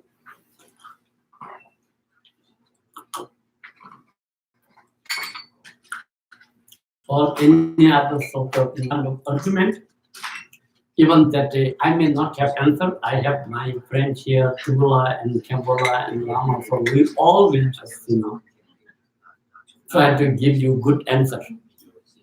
Kembola, thank you for the teaching.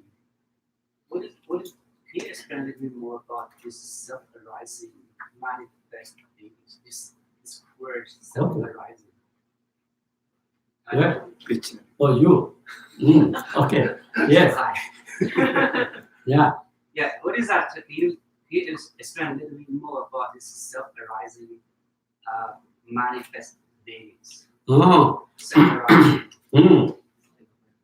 Self-arising.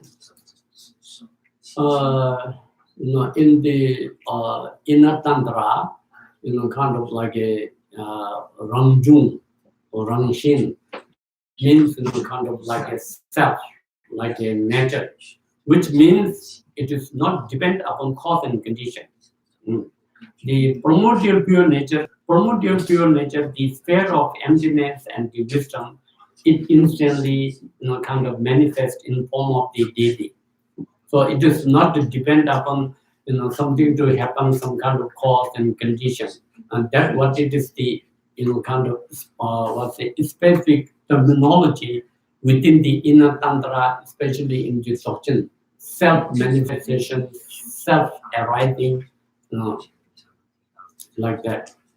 So from the Dzogchen perspective, is all the phenomena are self-arising, or only under the perspective of Buddha nature, you see things as self-arising? In one way, this phenomena here right now, I know it's relative to us, but in the aspect of the Buddha nature, it is also in self-arising, or it's also still? No, the self-arising is where there is no any cause and condition. So this, kind of this world we see, all the external phenomena, everything arises out of cause and condition. Right, this is relative. Mm. And then our body, all just, kind of based on cause and condition. Right. So this is not a self-arising phenomenon. Right. So self-arising phenomena means only those, kind of the primordial pure nature and all the, kind of like deities that manifested from that original source, that is which does not depend upon any kind of cause and condition. So that is why, like emptiness, primordial pure nature, transcendental wisdom, enlightened beings, and those are self-arising because they are uncompounded phenomena. Mm. So in terms of meditation, visualization on the deity, when you dissolve yourself into the emptiness, primordial emptiness, Mm. at that time, when you do the visualization, all the deity should arise instantaneously, which means self-arise. Mm. So that what it is saying, in one way, or oneself arise in form of, kind of deity. Right. So means, oneself, kind of visualize to generate in form of deity. So Like a means, bubble. Like a bubble. just try to imagine, which means one imagine like how Vajrakilaya deity looks like, same like that, where one, kind of like imagine like with three face and six arm and all those, ornaments. That visualization just saying oneself, kind of generate in form of the deity. And so still it is imagination and it is the part of practice of visualization as a generation stage, but it is not, kind of like a self-arising.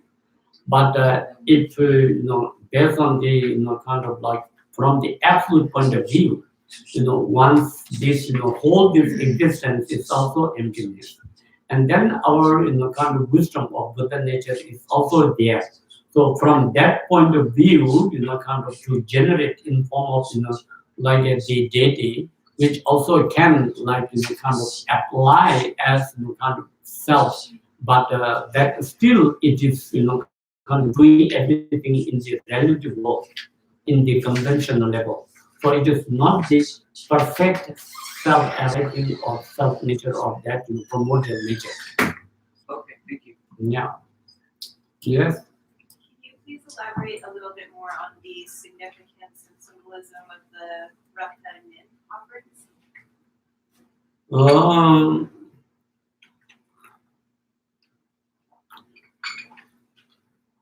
In the offering, we put this, kind of like a torma, and then the, kind of amrita, and then the rata.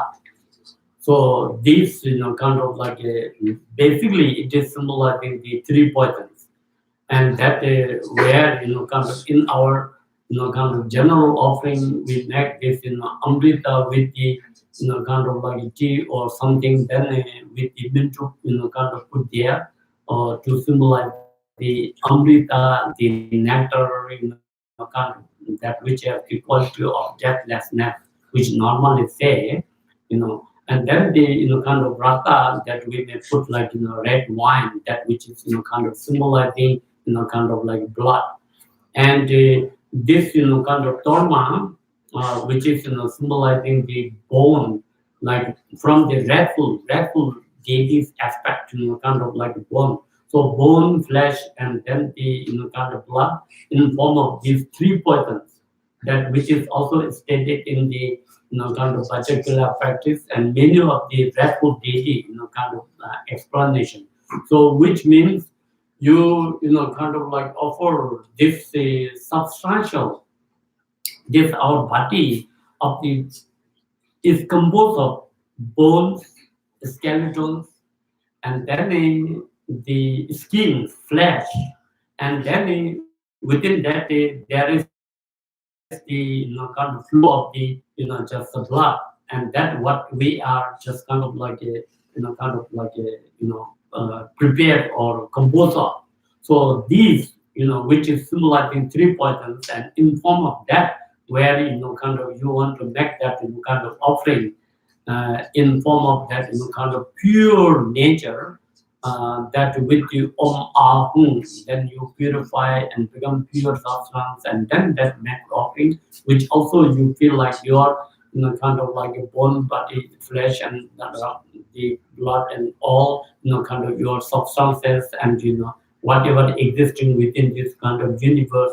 So when you kind of let it go, that means that which help that to kind of reduce that attachment, and at the same time it helps to accumulate kind of merit. For example, in the Sudriyana, then for the generous practice, there is the mere generous practice of material wealth, and then the greater kind of like generosity of like where one offer one's kind of like family, and the greatest kind of like offering is one offer one's kind of body. If anybody asks for like Nagarjuna asks for head, one just offer like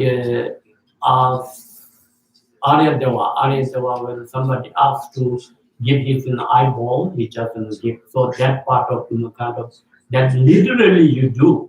Here you don't have to do literally, but you just kind of visualize and make that kind of like offering.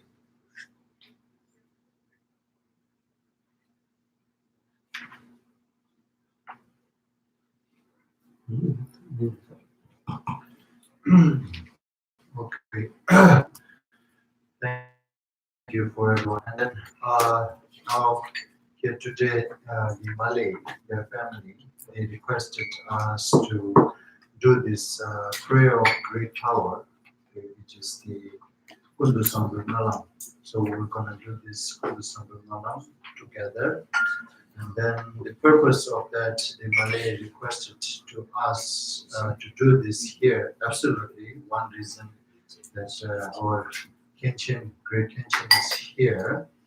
And then together with all of us, that we make this the primordial Buddha Samanthabhadra recited this special prayer concerning the powerless of sentient being of the samsara not to become the Buddhas.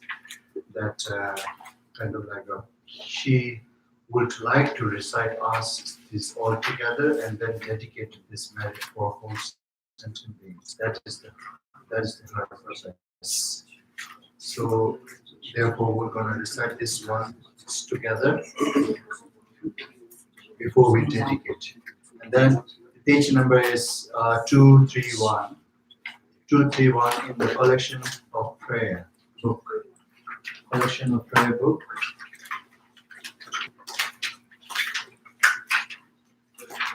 $231.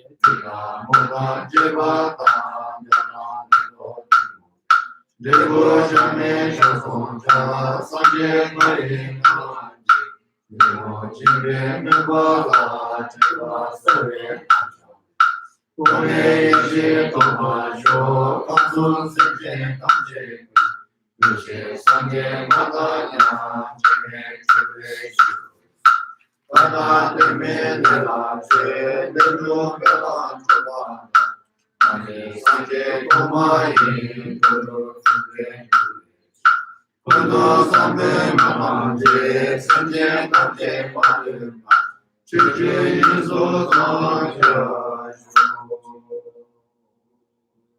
chiche manjo doji, jume riba masame, mama doji dila de, Shiva sune mazanja, nida saye simba, saye jumba, Rangi kundo sambo she, kundi teba dijena, sanje kanje la, kanjo teye, Lumari she kameja, paru sanje o,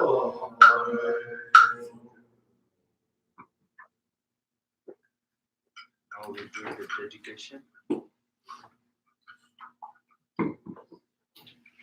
Dedication, page number 1760, Blue Book, the Daily Practice Book.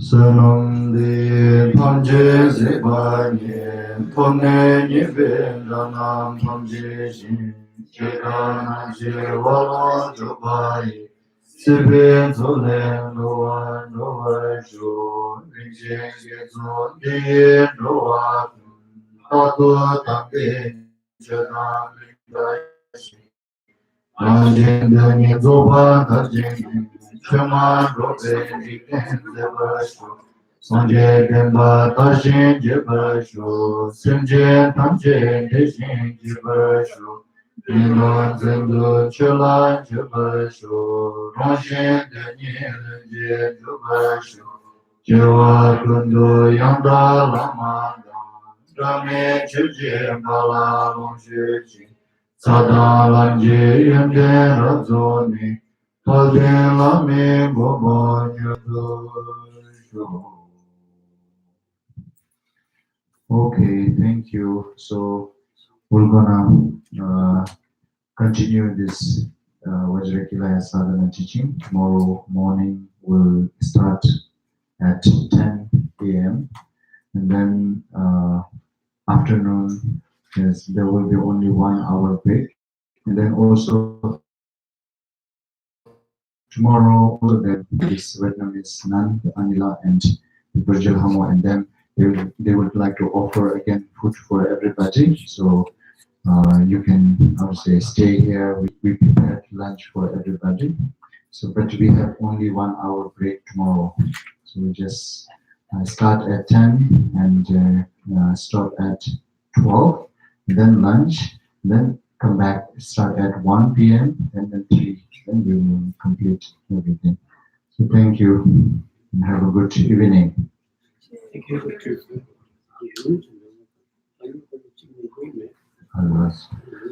So now that which we're going to, somebody requested transmissions. Therefore, which we're going to complete these transmissions.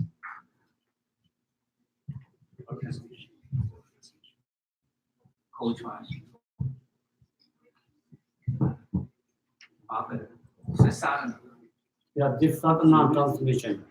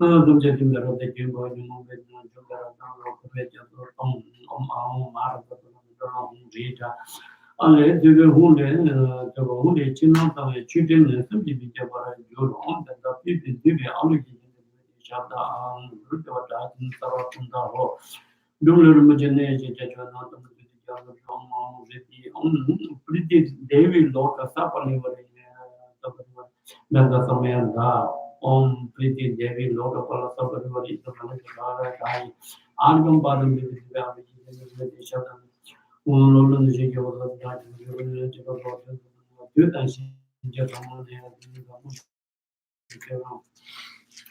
그런 거 된거 뭐죠? 제가 지금 나타나서 나왔다고 나는 이제 또 나타나는 얘기 근데 뭐 되게 이제 나는 이제 그 나타나 봐요. 제가 봐도 되게 유리 개금 사표 있다 다 이런 게 있죠.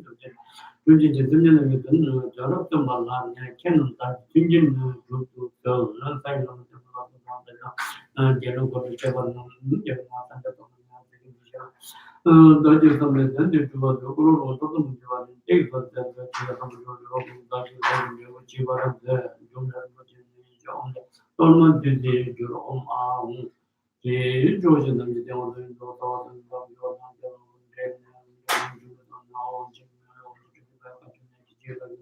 그리고 걸리면 혼자 나기 구운다 너무 먹는다 엄비션다 엄마 서로 얘기를 다 버리고 인당 버린다 가게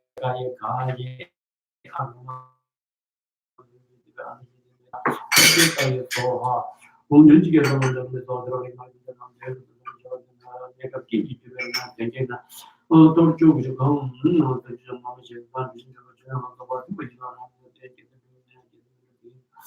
되는 이제 이제 저기 하면 디디션으로 이제 정보진으로 하고 서로 비견이 돼다. 이제 계속 먼저도 뭐 이거는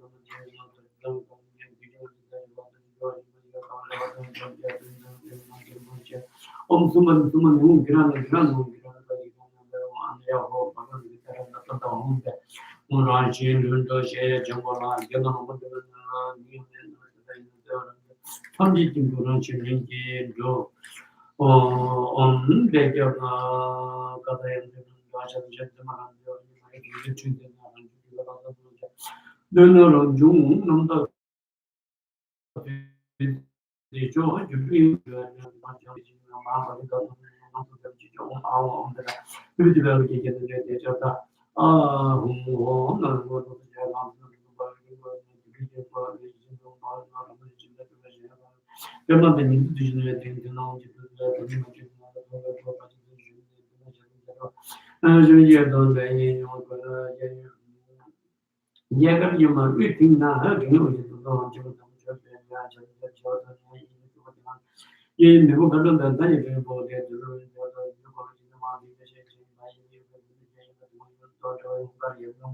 जबरदस्ती ये जो मार तो वर्ष ये जो तो दीदी जो है जो ये जो ना ये तो ये जो ना कोई है ना ये हम से ना छोटे छोटे चला जो जो सब चेत तो जो ये ना जो ना जो चीज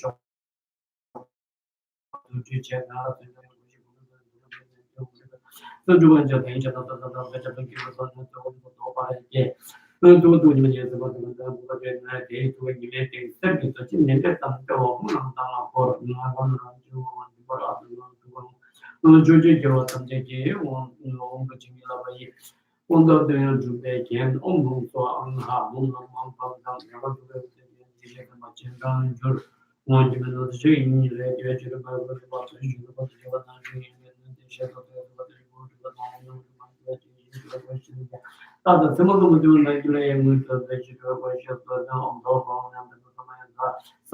Tita Len, who did the Vajrakilaya Adipo Patita, only chicken the general Vajakanamana, which you get down. You may London never share the third home than Agam.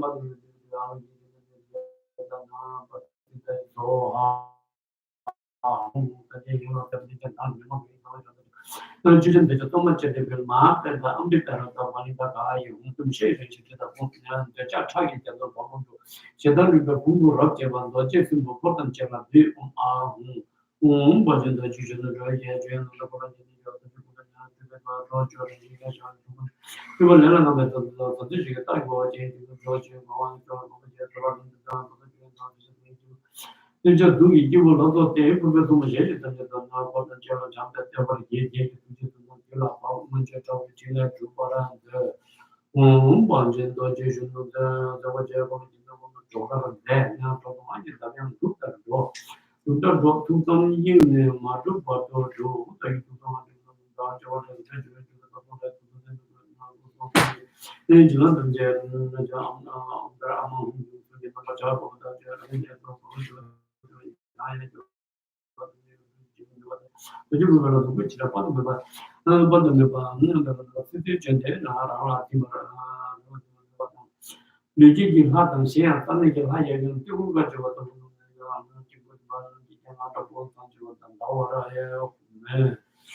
Danda Gili Gileas of the Bong, there, not delivered down out in Niva Church, James,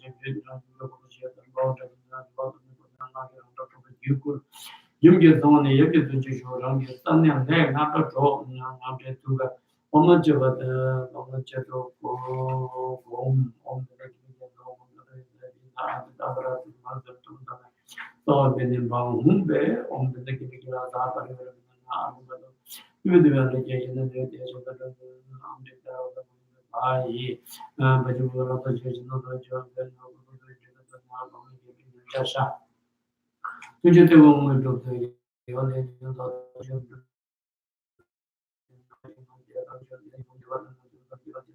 said the second name of the non-chip president, the Jishin and Chugo about the Shed on the subject of the situation of the Chuba and Jambara show. When you buy the mother Amjin Court and Java, so then in the Jamba, you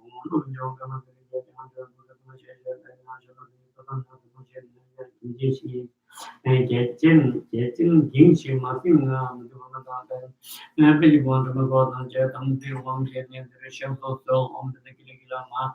Mangataya Mama Shirin Karmakara Yesa Pariva the Samaya and Shata. Pajata Soha, Mark and Amrita Kai, Mark Kai, the Gilagila Ma, Kilaya, Moha, Grataya, Namashin Karmakara Yesa Pariva. And the Melinda Kai, for some junior Portland, Java, number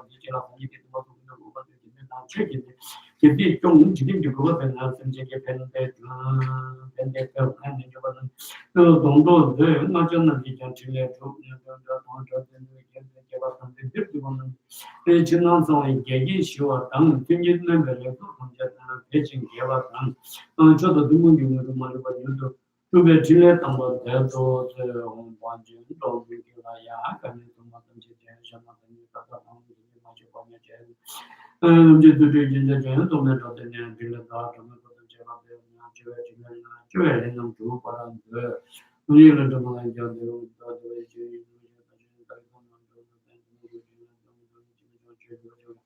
my Buddha change of command. Yet I see show Untaro Roger Shota,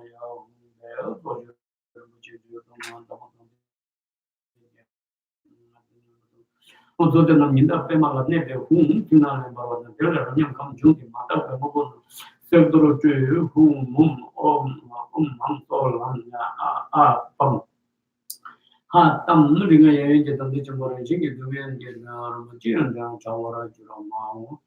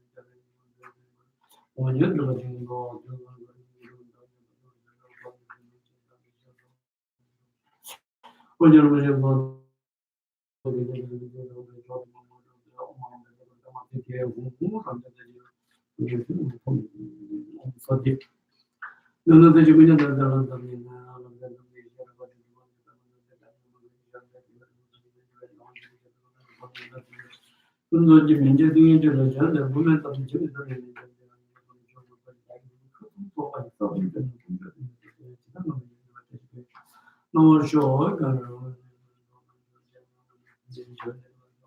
없는 남들은 의식다야 오는데 너무 배결어져 너도 재정강 담아하는 것만 되냐 강경화 된교제 이때다 막샤티 가이 또 주주는 저것도 이조를 했다는 거 요거저도 좀 벌어줘 신시 인내신 꿀로 주시는 거는 시제 원달래 제 홍조 어디게더라는 데가 그때 제공나 돌만론지 진래 나지들 지금 나는 엔동 전 김배도 만들잖아 저기는 로바들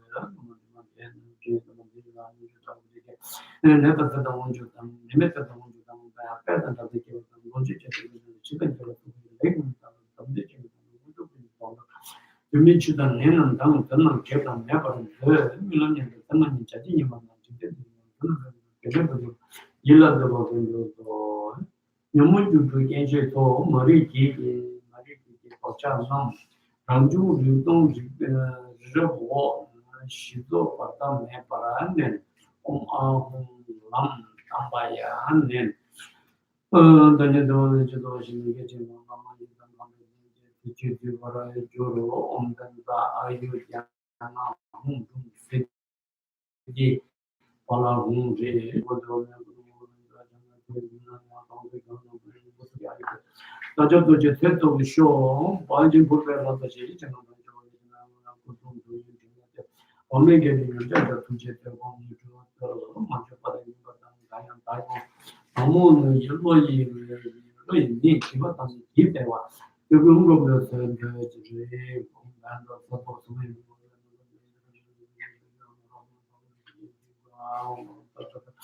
내가 거 마음만 또 그 두적은 여러분을 지금 문제 없고 또대 원리주 주변으로 나중에 많이 원님의 배도죠 주로 갖다 엄청 다시네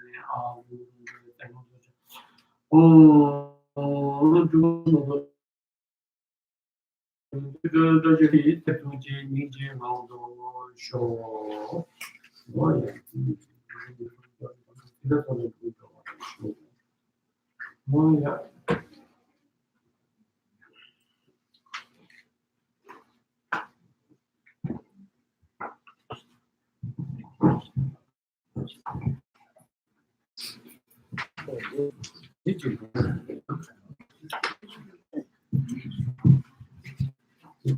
젊은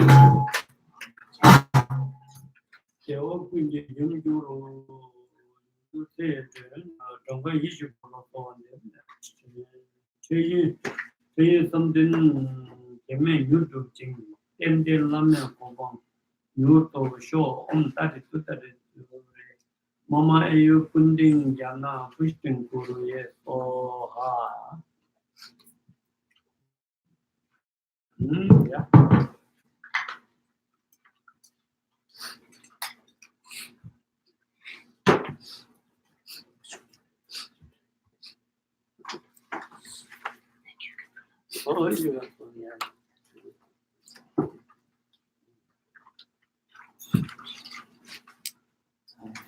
Oh yeah, thank you.